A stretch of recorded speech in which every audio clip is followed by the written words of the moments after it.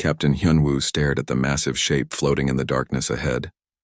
In his 20 years of space exploration, he had never seen anything like it. The ship was enormous, easily 10 times the size of his vessel. The new Busan. Its dark hull reflected no light from the distant stars. "Captain, sensors are picking up strange readings," said Communications Officer Minho from his station. His voice carried a note of concern that made everyone on the bridge look up. "What kind of strange?" Hyunwoo asked, moving closer to the main display screen. "The ship appears to be made of materials we don't recognize. Also, sir, we're in the void sector. No ship should be able to survive here with the gravitational storms." Hyunwoo nodded slowly. The void sector was considered impossible to navigate. The gravitational fields here could tear apart any known spacecraft. Yet somehow this massive vessel floated peacefully in the chaos. "Dr. Sojin, report to the bridge immediately," he called over the ship's communication system. Within minutes, Dr. Sojin arrived. She was the ship's expert on alien cultures and ancient technology. Her dark eyes widened when she saw the unknown vessel on the screen. "My God," she whispered. "Look at those markings on the hull." Hyunwoo squinted at the display. Now that she mentioned it, he could see strange symbols covering parts of the ship's surface. They seemed to shift and change when he wasn't looking directly at them. "Have you seen anything like those symbols before?" he asked. "Never. They don't match any known alien writing system. But Captain, there's something else. Look at the ship's design." Engineer Taeho had joined them on the bridge. He was young but brilliant, known for solving impossible technical problems. He studied the vessel carefully. "The design is actually familiar," Taeho said slowly. "It reminds me of theoretical human warship designs from the military academy. But that's impossible. Humans have never built anything like this. Under the Galactic Coalition's rules, humans were only allowed to build small defensive ships. They were considered a junior member species, too young and inexperienced to be trusted with powerful military vessels." "Sir, should we report this to Coalition Command?" asked Commander Yoonji, the ship's first officer. Hyunwoo thought for a moment. Something felt wrong about involving the Coalition immediately. His instincts told him to investigate first. Not yet. "Let's take a closer look. Minho, try scanning for life signs." "Scanning now, sir." Minho worked at his console for several minutes. "This is strange, Captain. I'm detecting no life signs, but the ship appears to have full power. Life support systems are active. Artificial gravity is functioning." "It's waiting for something," Dr. Sojin said quietly. "Waiting for what?" Hyunwoo asked. "I don't know. But ships don't maintain full power for no reason, especially not in the void sector." Taeho was studying the technical readings. "Captain, with your permission, I'd like to take a small team aboard that vessel. If it's really using unknown technology, we could learn things that would benefit all of humanity." Hyunwoo considered this. Exploring unknown vessels was dangerous, but it was also their job. The new Busan was an exploration ship, after all. "Very well. Taeho, you'll lead the technical team. Dr. Sojin, you'll handle any cultural or archaeological aspects. I'm coming with you." "Sir, I should go instead," Commander Yoonji protested. "No. I need you here to maintain communication and be ready to leave quickly if something goes wrong." An hour later, Hyunwoo, Taeho, and Dr. Sojin approached the unknown vessel in a small shuttle. Up close, the ship was even more impressive. It was clearly built for war with weapon ports and armor plating visible along its hull. "I'm detecting an airlock that matches human standards," Taeho reported. "That's impossible, but the readings are clear." They docked with the mysterious ship and prepared to board. Each team member wore a protective suit and carried emergency equipment. As they opened the airlock, emergency lights flickered on in the corridor beyond. "Motion sensors," Dr. Sojin observed. "The ship knows we're here." They stepped inside, and immediately Hyunwoo felt something change. The air seemed to hum with energy, and he could hear the distant sound of systems activating throughout the massive vessel. "Captain, look at this," Taeho called from a wall panel. The strange symbols they had seen on the hull were here too, but now they were glowing softly. Dr. Sojin approached another panel and gasped. "Captain, these symbols are changing. They're becoming readable." Hyunwoo looked where she was pointing. The alien symbols were shifting, transforming into Korean text, then English, then other human languages. "Welcome aboard the TCS Eternal Storm," appeared in clear English letters on the wall display. The three humans stood in shocked silence, A ship that shouldn't exist had just welcomed them in their own language. TCS means Terran Colonial Ship, Tejo said quietly. But humans have never built ships with that designation. Suddenly, lights began activating throughout the corridor. The ship was fully awakening, responding to their presence. From somewhere deep within the vessel came the sound of powerful engines starting up. "Captain," Commander Yunji's voice crackled over their communication devices. "The ship is powering up. I'm detecting massive energy readings." Before Hyunwoo could respond, a holographic figure appeared in front of them. It looked human, female with kind eyes and a calm expression. "Greetings," the hologram said in perfect Korean. "I am Arya, the Adaptive Reconnaissance Intelligence Array. I have been waiting for you for a very long time." "Waiting for us?" Dr. Sojin asked. "How did you know we were coming?" "Because you are human," Arya replied simply. "And this ship was built to find and protect humans, though perhaps not the humans you might expect."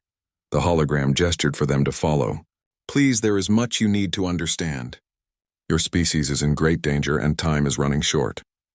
As they followed Arya deeper into the impossible ship, Hyunwoo couldn't shake the feeling that everything he thought he knew about humanity's place in the galaxy was about to change forever. Behind them, the airlock sealed shut with a soft hiss, and the TCS Eternal Storm began to move through space under its own power for the first time in decades.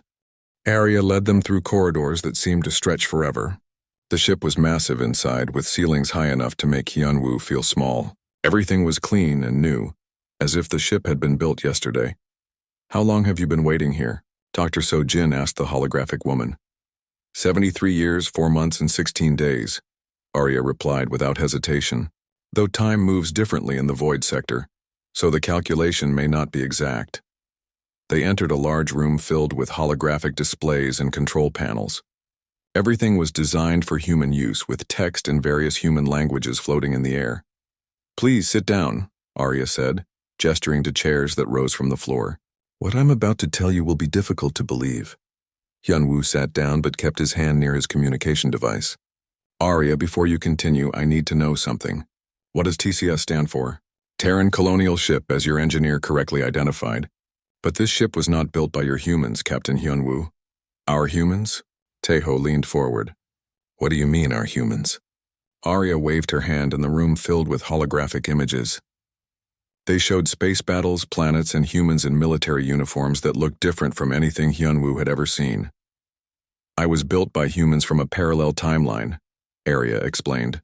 "In their reality, humanity developed much faster. They became a galactic superpower before making contact with alien civilizations. The images showed human fleets engaged in massive space battles with alien ships. The humans were winning. Those humans discovered something terrible about the galaxy," Arya continued. "The Galactic Coalition is not what it appears to be. It is not a peaceful alliance of species working together." Dr. Sojin was taking notes on her tablet. "Then what is it?" "It is a system designed to keep certain species weak. Species that show too much potential are either destroyed or controlled. Humanity in this timeline falls into that category." Hyunwoo felt a chill run down his spine. "That's impossible. The Coalition welcomed us as members, as junior members," Arya pointed out, "with severe restrictions on your technology and military capabilities. Tell me, Captain, have you ever wondered why humans are not allowed to build large warships?" "Because we're too inexperienced," Tejo said, but his voice lacked confidence. "No, because you show the most dangerous combination of traits the Coalition has ever encountered. You are adaptable, creative, and compassionate. In their experience, species with these traits eventually challenge the established order." The holographic images changed, showing human colonies and space stations being destroyed by alien fleets. "My creators learned this truth too late. The Coalition launched a preemptive strike against Earth, claiming it was an accident caused by a navigation error. Billions died." Dr. Sojin looked up from her notes. "But they survived to build this ship?" "Some survived. They spent decades building the Eternal Storm as both a warning and a gift to other versions of humanity. The ship can travel between parallel realities, seeking timelines where humans still have a chance." Hyunwoo stood up and began pacing. "This is insane. You're telling us that our entire understanding of galactic politics is wrong?" "I can prove it," Arya said simply. The room's displays changed, showing detailed information about Coalition species' true military capabilities. The numbers were staggering. Every major Coalition species had massive fleets and weapons that far exceeded anything humans had been told about. The Vorthak Empire has 12,000 heavy cruisers, Arya said, highlighting one display. The Coalition told you they had fewer than 200. The Zephyrian Federation has planet-killer weapons, she continued. The Coalition told you they were a peaceful research species. Teho was studying the technical specifications. These weapon designs are centuries ahead of what we thought possible. How did the Coalition hide this from us? They control all information that reaches human space. Your scientists work with deliberately incomplete data. Your explorers are guided away from certain sectors. Your trade routes are carefully managed. Suddenly, alarms began sounding throughout the ship. Arya's expression became serious. Captain, Coalition forces are approaching. 47 ships, including 3 heavy battle cruisers. Commander Yunji's voice crackled over their communication devices. Captain, we're detecting a large Coalition fleet moving toward our position. They're demanding we surrender immediately. Hyunwoo looked at Arya. Can your ship fight them? The Eternal Storm was designed for this purpose, Arya replied. But you must understand, once we engage Coalition forces, there will be no going back. They will know that humans have access to advanced technology. What happens if we surrender? Dr. Sojin asked. Arya's expression grew sad. Based on my creator's experience, you will be taken for questioning. Your ship will be destroyed to cover up the evidence. You will disappear, and the Coalition will report it as another navigation accident. The ship shuddered slightly as Coalition vessels moved into attack positions around them. Captain? Commander Yunji's voice was urgent now. They're powering up weapons. Orders, sir? Hyunwoo closed his eyes and thought quickly. Everything Arya had told them could be lies. But the Coalition fleet's aggressive response suggested otherwise. If they were really just investigating a derelict ship, why bring 47 warships? Arya, if we fight, can you guarantee the safety of my crew on the new Busan? Yes, Captain. The Eternal Storm's defensive systems can protect your vessel. And the Coalition ships? Will you destroy them? Not unless absolutely necessary. The ship is designed to disable, not destroy. My creators wanted to save lives, not take them. Hyunwoo opened his eyes and looked at his 2 companions. Both nodded, understanding the choice he had to make. Arya, defend us, but minimize casualties. Understood, Captain. Activating defense protocols now. The ship around them hummed with power as systems that had waited decades for this moment finally came online. Through the viewports, they could see the Coalition fleet opening fire. The first energy beams hit the Eternal Storm and simply vanished. Absorbed by shields that existed in dimensions the Coalition weapons couldn't reach, Arya smiled. Welcome to the war that was always coming, Captain. The only question was whether humanity would be ready for it. Outside, the impossible happened. A single human ship faced down an entire Coalition fleet, and the Coalition discovered that everything they thought they knew about human limitations was wrong. Arya led them through corridors that seemed to stretch forever. The ship was massive inside, with ceilings high enough to make Hyunwoo feel small. Everything was clean and new, as if the ship had been built yesterday. How long have you been waiting here? Dr. Sojin asked the holographic woman. 73 years, 4 months, and 16 days, Arya replied without hesitation. Though time moves differently in the void sector, so the calculation may not be exact. They entered a large room filled with holographic displays and control panels. Everything was designed for human use, with text in various human languages floating in the air. Please sit down, Arya said, gesturing to chairs that rose from the floor. What I'm about to tell you will be difficult to believe. Hyunwoo sat down but kept his hand near his communication device. Arya, before you continue, I need to know something. What does TCS stand for? Terran Colonial Ship, as your engineer correctly identified. But this ship was not built by your humans, Captain Hyunwoo. Our humans? Teho leaned forward. What do you mean, our humans? Arya waved her hand, and the room filled with holographic images. They showed space battles, planets, and humans in military uniforms that looked different from anything Hyunwoo had ever seen. I was built by humans from a parallel timeline, Arya explained. In their reality, humanity developed much faster. They became a galactic superpower before making contact with alien civilizations. The images showed human fleets engaged in massive space battles with alien ships. The humans were winning. Those humans discovered something terrible about the galaxy. Arya continued. The Galactic Coalition is not what it appears to be. It is not a peaceful alliance of species working together. Dr. Sojin was taking notes on her tablet. Then what is it? It is a system designed to keep certain species weak. Species that show too much potential are either destroyed or controlled. Humanity in this timeline falls into that category. Hyunwoo felt a chill run down his spine. That's impossible. The Coalition welcomed us as members. As junior members, Arya pointed out, with severe restrictions on your technology and military capabilities. Tell me, Captain, have you ever wondered why humans are not allowed to build large warships? Because we're too inexperienced, Taeho said, but his voice lacked confidence. No, because you show the most dangerous combination of traits the Coalition has ever encountered. You are adaptable, creative, and compassionate. In their experience, species with these traits eventually challenge the established order. The holographic images changed, showing human colonies and space stations being destroyed by alien fleets. My creators learned this truth too late. The Coalition launched a preemptive strike against Earth, claiming it was an accident caused by a navigation error. Billions died. Dr. Sojin looked up from her notes. But they survived to build this ship? Some survived. They spent decades building the Eternal Storm as both a warning and a gift to other versions of humanity. The ship can travel between parallel realities, seeking timelines where humans still have a chance. Hyunwoo stood up and began pacing. This is insane. You're telling us that our entire understanding of galactic politics is wrong. I can prove it, Arya said simply.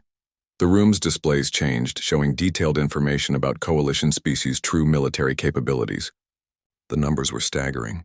Every major Coalition species had massive fleets and weapons that far exceeded anything humans had been told about. The Vorthak Empire has 12,000 heavy cruisers, Arya said, highlighting one display. The Coalition told you they had fewer than 200. The Zephyrian Federation has planet-killer weapons, she continued. The Coalition told you they were a peaceful research species. Taeho was studying the technical specifications. These weapon designs are centuries ahead of what we thought possible. How did the Coalition hide this from us? They control all information that reaches human space. Your scientists work with deliberately incomplete data. Your explorers are guided away from certain sectors. Your trade routes are carefully managed. Suddenly, alarms began sounding throughout the ship. Arya's expression became serious. Captain, Coalition forces are approaching. 47 ships, including 3 heavy battlecruisers. Commander Unji's voice crackled over their communication devices. Captain, we're detecting a large Coalition fleet moving toward our position. They're demanding we surrender immediately. Hyunwoo looked at Arya. Can your ship fight them? The Eternal Storm was designed for this purpose, Arya replied. But you must understand. Once we engage Coalition forces, there will be no going back. They will know that humans have access to advanced technology. What happens if we surrender? Dr. Sojin asked. Arya's expression grew sad. Based on my creator's experience, you will be taken for questioning. Your ship will be destroyed to cover up the evidence. You will disappear, and the Coalition will report it as another navigation accident. The ship shuddered slightly as Coalition vessels moved into attack positions around them. Captain, Commander Unji's voice was urgent now. They're powering up weapons. Orders, sir. Hyunwoo closed his eyes and thought quickly. Everything Arya had told them could be lies, but the Coalition fleet's aggressive response suggested otherwise. If they were really just investigating a derelict ship, why bring 47 warships? Arya, if we fight, can you guarantee the safety of my crew on the new Busan? Yes, Captain. The Eternal Storm's defensive systems can protect your vessel. And the Coalition ships? Will you destroy them? Not unless absolutely necessary. The ship is designed to disable, not destroy. My creators wanted to save lives, not take them. Hyunwoo opened his eyes and looked at his 2 companions. Both nodded, understanding the choice he had to make. Arya, defend us, but minimize casualties. Understood, Captain. Activating defense protocols now. The ship around them hummed with power as systems that had waited decades for this moment finally came online. Through the viewports, they could see the Coalition fleet opening fire. The first energy beams hit the Eternal Storm and simply vanished. Absorbed by shields that existed in dimensions the Coalition weapons couldn't reach. Arya smiled. Welcome to the war that was always coming, Captain. The only question was whether humanity would be ready for it. Outside, the impossible happened. A single human ship faced down an entire coalition fleet, and the coalition discovered that everything they thought they knew about human limitations was wrong. The eternal storm moved through space faster than any ship had a right to travel. Reality bent around it as Area engaged drive systems that operated outside normal physics. What should have been an 18-hour journey to Earth became a 6-hour race against time. Intelligence. Officer Sun Woo had transferred from the New Busan and was now working frantically at the Eternal Storm's data terminals. What he was discovering made him sick to his stomach. "Captain, you need to see this," he called to Hyun Woo. The holographic displays around them filled with documents, video recordings, and intercepted communications spanning centuries. All of it painted the same horrifying picture. "The Coalition isn't just suppressing dangerous species," Sun Woo explained. "They're farming them. Look at this." The displays showed detailed records of dozens of civilizations. Each one followed the same pattern: initial contact, integration as junior members, careful technological limitation, and then elimination when they showed too much independence. The Vorthak, the Zephyrians, the Crystalline Collective. They're all former victims of this system, Sun Woo continued. The Coalition doesn't destroy species entirely. They break them, then rebuild them as loyal servants. Dr. Sojin was studying cultural records. This explains so much about Coalition species behavior. They all seem to lack something: creativity, independent thought, the willingness to question authority. Because those traits are systematically removed, Arya confirmed. The Coalition has perfected a process of cultural and genetic modification that creates perfect servants from former rivals. Navigation Officer Haye Jin had been examining star charts and historical records. Her discoveries were equally disturbing. "Captain, our entire history of space exploration has been manipulated," she reported. "Look at these navigation records." The displays showed human exploration routes over the past century. Every path had been carefully guided away from certain sectors of space. We've been kept away from archaeological sites, abandoned technologies, and resource-rich systems that could have accelerated our development, Hyojin explained. "The Coalition has been steering us like children, making sure we never find anything that could make us truly independent." Tactical Officer Seung Ho was analyzing military records. "It's worse than that," he said grimly. "I've been comparing our military capabilities with what the Coalition told us about other species. Every single threat assessment was a lie. The tactical displays showed the true military strengths of Coalition members. Each species possessed weapons and defenses that were orders of magnitude more powerful than humans had been told. They wanted us to feel safe and protected," Seung Ho continued. "If we had known how outgunned we really were, we might have tried to build better defenses. Instead, we've been sitting ducks for over a century." Admiral Vextar, who had been brought aboard the Eternal Storm as a prisoner, sat quietly in the corner of the command center. His scales had remained the sad blue color for hours. "You're all missing the most important part," he said finally. Everyone turned to look at him. Captain Hyun Woo gestured for him to continue. "The Coalition doesn't just control junior species," Vextar explained. "It controls us too. The so-called founding members are just as trapped in this system as everyone else." His scales shifted to a dark green that none of the humans recognized. "My people, the Vorthak, were once like you," he continued. "We were explorers, artists, philosophers. We had dreams of peaceful contact with other civilizations." The displays around them showed images of ancient Vorthak culture. Their art was beautiful, their cities elegant, their people clearly happy and free. Then we met the Coalition. They promised us membership in a galactic community, shared knowledge, mutual protection, but the price was conformity. The images changed, showing the gradual transformation of Vorthak society. Art became standardized, cities became uniform, and the joy slowly disappeared from their people's faces. "They didn't destroy our culture with weapons," Vextar said. "They did it with bureaucracy, regulations, and subtle social pressure. Anyone who resisted was sent for rehabilitation. Anyone who excelled too much was promoted away from their home and family."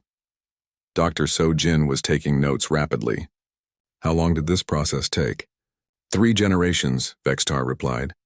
"By the time my grandfather's generation died, we had become perfect Coalition citizens. We had forgotten what it meant to dream of something better." Arya had been listening quietly. Now she spoke up. Admiral, why are you telling us this? Vextar's scale shifted to a color the humans had never seen before, a bright, almost luminous silver. Because for the first time in centuries I remember what hope feels like, he said. Your ship, your people, your refusal to accept the way things are. It's awakening something in me that I thought was dead forever. Suddenly, alarms began sounding throughout the ship. Communications Officer Minho called out from his station on the new Busan. Captain, we're receiving transmissions from across human space. Coalition forces have begun landing on every human world. They're not attacking. They're conducting emergency evacuations for our protection. Protection from what? Hyunwoo asked, though he suspected he already knew the answer. From a massive solar flare that's going to make Earth uninhabitable, Minho replied. Except, Captain, stellar observation stations aren't detecting any unusual solar activity. Sunwoo's face was grim. It's a cover story. They're herding humanity into evacuation ships so they can control us completely. Arya activated the ship's long-range sensors. I'm detecting massive coalition transport vessels at each human colony. They're designed for long-term population containment. Prison ships, Xiongho said quietly. Re-education ships, Admiral Vextar corrected. They'll separate families, categorize individuals by their skills and psychological profiles, then begin the conditioning process. In 20 years, humans will be just another coalition servant species. Heejin was studying the deployment patterns. Captain, there are too many human worlds for us to protect them all, even with this ship's capabilities. Hyunwoo stood in the center of the command area, surrounded by displays showing the coalition's vast conspiracy. Millions of years of galactic civilization, and it was all built on lies and oppression. Arya, in your timeline, how did humanity fight back? They didn't, Arya replied sadly. By the time my creators understood the true scope of the conspiracy, it was too late. Earth had already fallen. They built me to warn other versions of humanity, hoping that somewhere in some timeline, humans would have the chance to fight back before it was too late. Well, they found the right timeline, Hyunwoo said firmly. Sunwoo, how many species in the Coalition database show signs of similar manipulation? At least 47, sir. Possibly more. Contact them. All of them. Send them the evidence we've gathered. Dr. Sojin looked up from her notes. Captain, that would be declaring war on the entire Coalition power structure. No, Hyunwoo replied. That would be declaring freedom for every species they've enslaved. Admiral Vextar's scales had turned the bright silver again. Captain, if you do this, there will be no going back. The Coalition will use every weapon they have to stop you. Then, we'd better make sure our message reaches everyone before they can stop us. Arya's expression showed something the humans hadn't seen before. Determination mixed with hope, Captain. I can broadcast our findings to every inhabited world in the galaxy simultaneously. The Coalition won't be able to stop all the transmissions. Do it, Hyunwoo ordered. It's time the galaxy learned the truth. The Eternal Storm approached Earth to find the planet surrounded by hundreds of Coalition ships. Massive transports were docked at every space station, their holds filling with human refugees who believed they were being saved from a solar disaster that didn't exist. Captain Hyunwoo stood on the bridge watching his homeworld being slowly emptied of its people. The sight filled him with a cold anger he had never felt before. Status report, he called to his crew. Tactical Officer Seung-ho consulted his displays. Coalition forces include 200 evacuation transports, 50 escort cruisers, and 12 heavy battleships. They've also positioned orbital bombardment platforms around Earth. Bombardment platforms? Dr. Sojin looked horrified. I thought they were trying to save the population. Admiral Vextar's scales had turned dark red. The platforms are insurance. If any humans resist evacuation, the Coalition will claim the solar flare arrived early and bombard the planet to eliminate witnesses. Arya had been monitoring Coalition communications. Captain, I'm detecting coded transmissions to sleeper agents throughout human space. The Coalition has been placing operatives in positions of authority for decades. Communications Officer Min Ho's voice crackled over the intercom from the new Busan. Captain, we're receiving surrender demands from Earth Defense Command. They're ordering all human vessels to report for evacuation immediately. Earth defense is compromised, Seung-ho observed. The Coalition must have activated their agents. Hyunwoo made his decision. Arya, begin the galactic broadcast. Send everything we've learned to every inhabited world simultaneously. Broadcasting now, Captain. Across the galaxy, billions of beings suddenly found their communication devices receiving the same transmission. Arya's voice, speaking in thousands of different languages, began telling the truth about the Galactic Coalition. The evidence was overwhelming. Historical records showing the systematic suppression of dozens of species. Scientific data proving that Coalition-approved technologies were deliberately limited. Military assessments revealing the true scope of Coalition power. Cultural studies demonstrating how entire civilizations had been psychologically broken and rebuilt. On Earth, the Coalition forces reacted with panic. Transport ships began launching prematurely, many only half filled with evacuees. The escort cruisers moved to attack positions around the Eternal Storm. All Coalition vessels, this is Admiral Korthak of the 3rd Battle Fleet, came a transmission.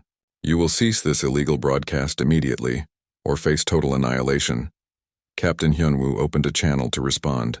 Admiral Korthak, this is Captain Hyunwoo of the Terran vessel Eternal Storm. We are broadcasting documented evidence of Coalition crimes against galactic civilization. Our transmission is protected under the Universal Communication Accords. There are no accords that protect sedition and terrorism.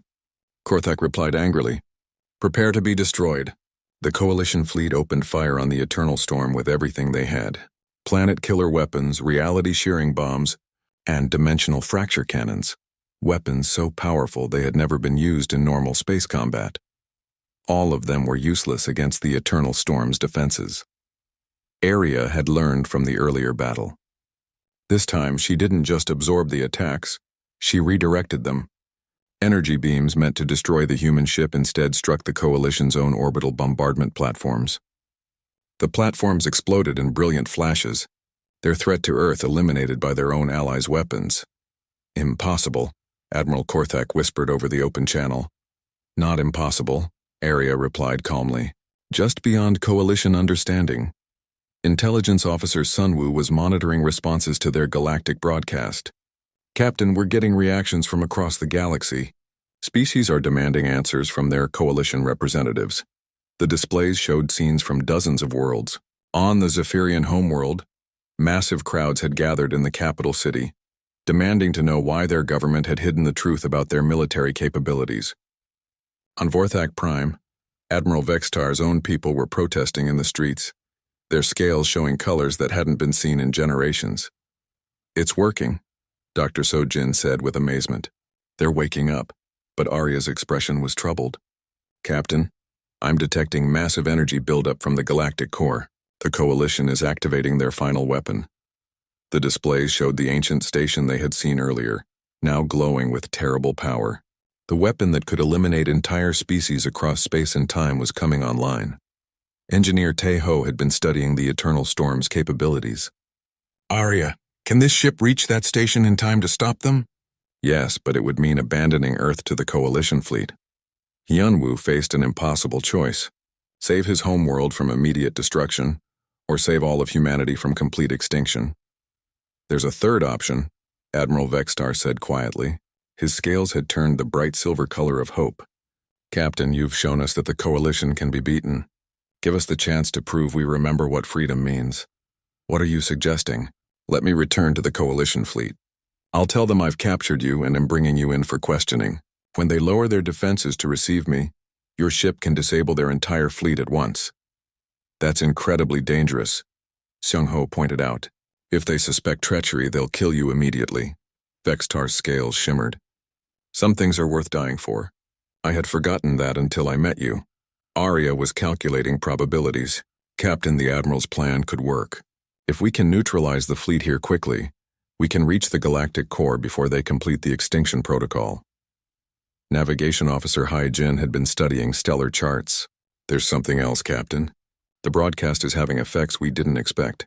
The displays showed Coalition forces throughout the galaxy. Many ships were standing down, their crews refusing orders. Some had even turned their weapons on their own command vessels. A civil war is starting, Hai-Jin continued. Species that have been enslaved for centuries are fighting back. Then we need to give them hope, Hyunwoo decided.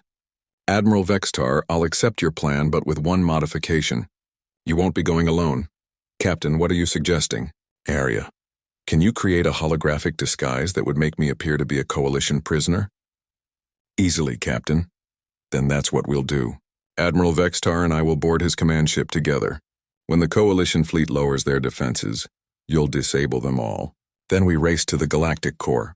Dr. Sojin stepped forward. Captain, I should come with you. If there are cultural or diplomatic aspects to consider? No, Hyunwoo said firmly. I need you here to coordinate with the awakening species across the galaxy. Help them understand what they're fighting for. As they prepared to leave the Eternal Storm, Arya called Captain Hyunwoo aside. Captain, there's something you should know. The extinction weapon at the Galactic core. It's not just Coalition technology. It's a trap left by the previous galactic civilization. A trap? They face the same choice the galaxy faces now. Unity or extinction. They chose extinction rather than submit to a lesser species that showed more promise than they did. Hyunwoo understood, and now the Coalition faces the same choice. Yes, the question is, will they choose differently than their predecessors? As Admiral Vextar's shuttle approached the Coalition fleet with its disguised human prisoner, the fate of the galaxy hung in the balance. Behind them, the Eternal Storm waited, ready to strike. Around them, thousands of ships held weapons that could destroy worlds. And somewhere in the dark between the stars, entire civilizations held their breath and wondered if freedom was really possible after all. Admiral Vextar's shuttle docked with the Coalition flagship, the massive dreadnought Hegemony's pride. Captain Hyunwoo, disguised by Arya's holographic technology to appear as a defeated prisoner, walked beside the Vorthak Admiral toward the command center. Admiral Korthak, a hulking being with forearms and crystalline skin, waited for them with obvious satisfaction. So the terrorist leader has been captured at last. He came quietly once he realized his position was hopeless. Vextar lied smoothly. His ship is disabled and ready for boarding. Korthak's crystal formations glowed brighter with pleasure. Excellent. The Council will be most pleased. Perhaps we can avoid using the final protocol after all. Around them, the Coalition fleet relaxed their defensive positions. Weapons powered down, shields lowered, and boarding parties prepared to investigate the mysterious human vessel. That was when Arya struck. Every Coalition ship in Earth's orbit suddenly found their systems compromised simultaneously. Weapons disabled themselves, engines shut down, and life support systems locked into safe mode. In less than 30 seconds, the most powerful fleet ever assembled became nothing more than floating metal. What's happening? Korthak roared, his crystal formations flickering with anger and confusion. Freedom, Captain Hyunwoo replied, dropping his holographic disguise. Something your people forgot the meaning of long ago. Through the viewports, they could see the Eternal Storm moving past the disabled fleet toward Earth's surface. Arya was broadcasting a message to the planet below, explaining the truth to any humans who would listen. Admiral Vextar's scales had turned the bright silver of hope. Admiral Korthak, it's over. The galaxy knows the truth now. The truth? Korthak's formations were cycling through colors rapidly. The truth is that order must be maintained. Chaos must be prevented. The galaxy needs structure. The galaxy needs freedom, Hyunwoo replied calmly. Communications Officer Minho's voice came through their emergency transmitters. Captain, we're receiving reports from across the galaxy. 17 species have declared independence from the Coalition. Fighting has broken out in 12 sectors. But Admiral Korthak was smiling, his crystal formations now glowing a steady, ominous red. You're too late, human. The final protocol activated 10 minutes ago. In approximately 1 hour, every human in the galaxy will simply cease to exist. Through the flagship's communication system, they could hear the countdown from the Galactic core station. The ancient weapon was charging, preparing to erase humanity from existence across all timelines. Area, Hyunwoo called through his transmitter. We need to reach that station now. Preparing for dimensional jump, Captain. But I must warn you, the station's defenses are beyond anything we've encountered. My creator's timeline never found a way to destroy it. Then we'll have to find a way they didn't think of. As the Eternal Storm prepared to leave Earth's orbit, something unexpected happened. Ships began joining them. Not Coalition vessels, but converted transports, mining ships, even pleasure craft. Humans who had heard Arya's broadcast were refusing evacuation and volunteering to help defend their species. Dr. Sojin's voice came over the communication system. Captain, we're also receiving support from other species. Forthak rebels, Zephyrian independence fighters, even some crystalline collective vessels have broken away from the coalition. The small fleet that followed the eternal storm to the galactic core grew larger with each passing minute. What had started as one impossible ship had become a symbol that united dozens of species against their oppressors. At the galactic core, the ancient station loomed like a dark star. It was enormous, easily the size of a small moon, covered with weapons that could destroy fleets and defenses that had repelled every attempt to approach it for millions of years. Chief Science Officer Yuna had transferred to the Eternal Storm and was studying the station with growing excitement. Captain, I don't think this is a weapon at all. What do you mean? Hyunwoo asked. Look at the energy patterns, the structural design, even the way it interacts with local spacetime. This isn't built to destroy, it's built to create. Engineer Taeho was examining the technical readouts. She's right, Captain. The power systems are designed for massive construction projects, not weapons. Aria's expression changed as she accessed deeper analysis programs. They're correct, Captain. The station isn't an extinction weapon. It's a galactic terraforming device. The previous civilization built it to reshape entire solar systems. Then how has the Coalition been using it to eliminate species? By running it in reverse, Yuna explained. They've been using a creation tool as a destruction weapon. That's why it's so inefficient and takes so long to charge. Dr. Sojin understood immediately.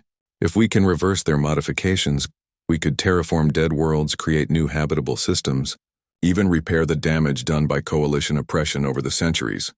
Taeho finished. The Coalition defenders around the station opened fire as the Allied fleet approached, but they were unprepared for the coordination between species that had never worked together before. Forthak ships used their speed to draw fire while human vessels targeted weak points. Zephyrian vessels provided electronic warfare support, while crystalline collective ships created defensive barriers. The Eternal Storm led them through the defenses like a knife cutting through paper. Its impossible technology made Coalition weapons seem like toys. But more importantly, it gave hope to species that had forgotten how to fight. As they reached the station's core, Aria made a discovery that changed everything.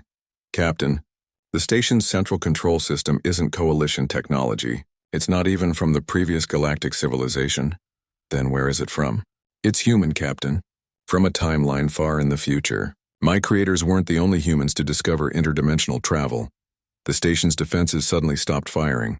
Ancient systems that had defended it for millions of years recognized the approach of their creators and stood down.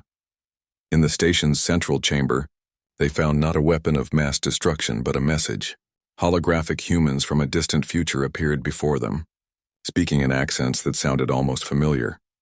If you're receiving this message, the future humans said, then you've reached the point where your species must choose its path. We built this station as a test and a gift. A test to see if you would choose creation over destruction, cooperation over domination, and a gift to help you build the galaxy you choose to create. Admiral Vextar, who had accompanied them to the station's core, watched in wonder as his scales shifted through colors that hadn't been seen in his species for generations. The Coalition was wrong about everything, he whispered. This was never about preventing chaos. It was about preventing growth. Captain Hyunwoo stood before the controls that could reshape the galaxy, the power to terraform worlds, to repair the damage of centuries of oppression, to give every species the chance to reach its full potential. Arya, can you teach other species how to use this technology? That was always my purpose, Captain. Not to give humans power over others, but to give everyone the tools they need to be free. As word of the station's true nature spread across the galaxy, the war ended not with violence, but with understanding. Coalition species realized they had been used as tools of oppression, while suppressed species learned they now had the means to heal and grow. The galaxy transformed not through conquest, but through cooperation. Dead worlds bloomed with life. Oppressed species rediscovered their cultures. And humanity took its place not as rulers, but as teachers, sharing the gift of freedom with everyone they met. The Eternal Storm continued its mission, traveling between realities to find other versions of the galaxy that needed hope. But in this timeline, its work was complete. The storm had broken, and in its wake, The galaxy learned to dream again. Captain Hyunwoo stood on the observation deck, watching new worlds being born in the light of ancient stars. Beside him, Admiral Vextar's scales showed colors that meant joy, hope, and friendship. "What happens now?" the Vorthak Admiral asked. "Now," Hyunwoo replied, "we find out what the galaxy can become when everyone is free to reach for the stars." And across the cosmos, billions of beings looked up at the night sky and saw not darkness but infinite possibility.